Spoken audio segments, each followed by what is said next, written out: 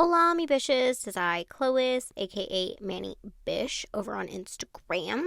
And today we are doing some blue nails. So I'm using, I believe this is Whirlpool, but it could be Dubai. I will have the correct one linked in the description box.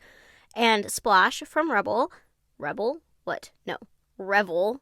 Wow. Sorry, guys. Welcome back, and if you're new here, hi, I'm Clois, or I go by Manny Bish, which is why I say hello, Bishes, at the beginning of my intros. And if you're here, welcome to the Bish Squad. So this is what this looks like. That's the UV color, so it's blue to purple UV. And we are doing a more blue-leaning themed Manny, but I'm still adding pumpkins on this to still make it kind of fall. But November is type 1 diabetes awareness month, and as most of y'all know, unless you're new here, I have type 1 diabetes. I was diagnosed almost 20 years ago. Next month will be 20 years. And my son was diagnosed a year ago, almost a year and a half ago. So he was 4 when he was diagnosed. I was 6. And it's just, I was the start of it in my family. And it has carried on into my son. It is devastating, but we are living day to day, doing it. Trying to make it. So for this, I am doing the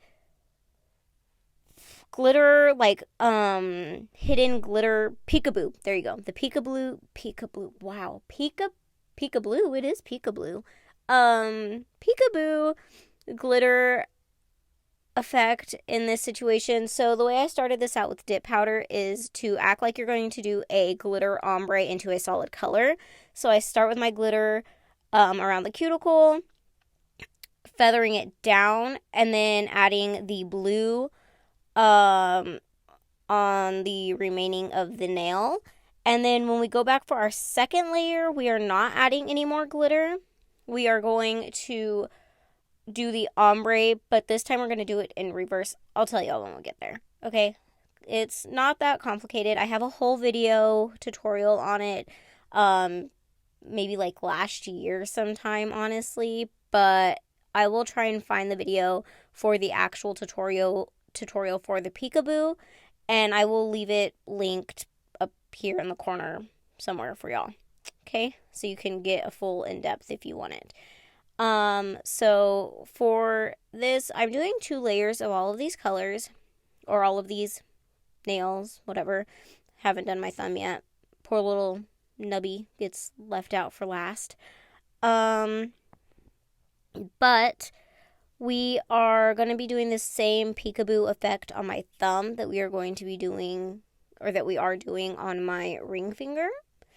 And again, we're just putting down that glitter first, and then putting the rest of the color part on over it. I'm not doing it like a full ombre, like, middle of the nail. It's very much going to stay towards the top cuticle area is where you want it to be concentrated at. So that's what I'm trying to focus on, not a full ombre, like middle of the nail effect. So just keep that in mind if you're doing this as well, because you don't want that glitter to be pulled too far down, because it may mess up the effect of the nail. So, yeah. And I am using my Manny Boss dip liquids. These are my go-to. They are my favorite. I have not tried any other liquids in quite a while, which I probably should, just to widen my horizons, but these dip liquids have a chokehold on me, for sure. So, yeah. So, for my second layer here, I put the glitter away. We're not doing any more glitter. We are going to go first in with the color and cover up some of that glitter with the color. And then, to still get the glitter effect to kind of peak through at the cuticle.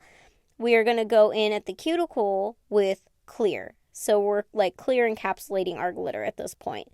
So this is going to give us the ombre peekaboo effect of the glitter. It's going to look like it is coming out from underneath the color. And here, after I finish the rest of my nails, and see, I'm also going to like kind of scrub that blue into the clear just a little bit to get a little bit more like blend in there. But when I do come back after doing the rest of the second layer on these nails, we are going to add just like a couple little pops of glitter by hand to just make sure that it's obvious that the glitter is there, and then leave it alone. It's not going to be a lot of glitter, just like 2, maybe 3 pieces, just to make it evident of the glitter, because we do want the glitter to be seen. We just don't want it to be crazy on the nail, because it is more at the cuticle and it is a subtle peekaboo effect. So that is what is happening here. And we're going to add this on there. I believe, you know what? I was going to start out with Splash. That was the glitter that I intended on using. I did end up switching the glitter, which I'm sure some of you probably realize this is not Splash from Revel.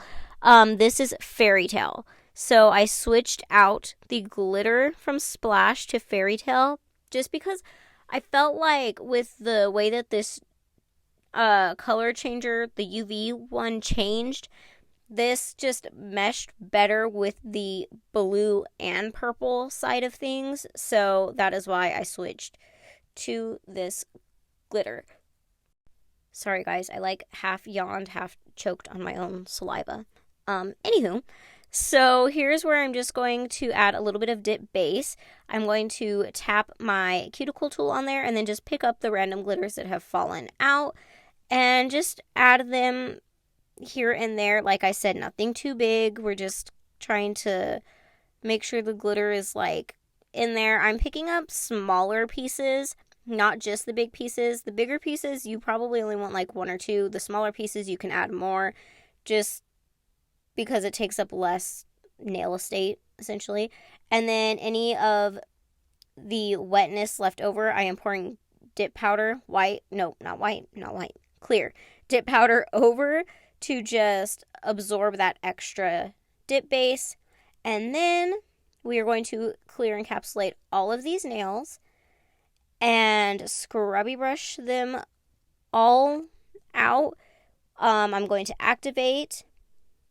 I'm going to file and buff, and then we will come back for the nail art part. I do not include filing and buffing in like 95 to 98% of most of my videos. Every once in a while I will include the filing, or I will save it for a separate video, but I do have a beginner video, dip powder for beginners, that I did like 2 years ago. I need to do another one, but that one does have filing included in it. My filing routine has not changed. It's been the same the whole time, pretty much. So I can leave that linked if y'all really want to see what I do. But other than that, just basic filing the free edge, filing across the surface of my nail, filing around the cuticle, and then buffing it to make it smooth. And that's it. So I am going in now and adding pumpkins. So I am doing these in a blue tone.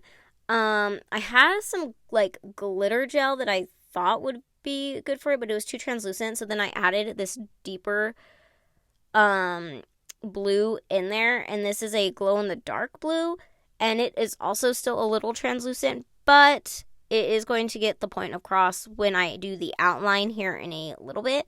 So I am just creating like 2 humps kind of meeting in the middle together, almost like a heart, but not quite. It's literally just like, I guess maybe like an M, if you will, or something, and just filling it in. It's just one hump, boop, another hump, boop, fill it in.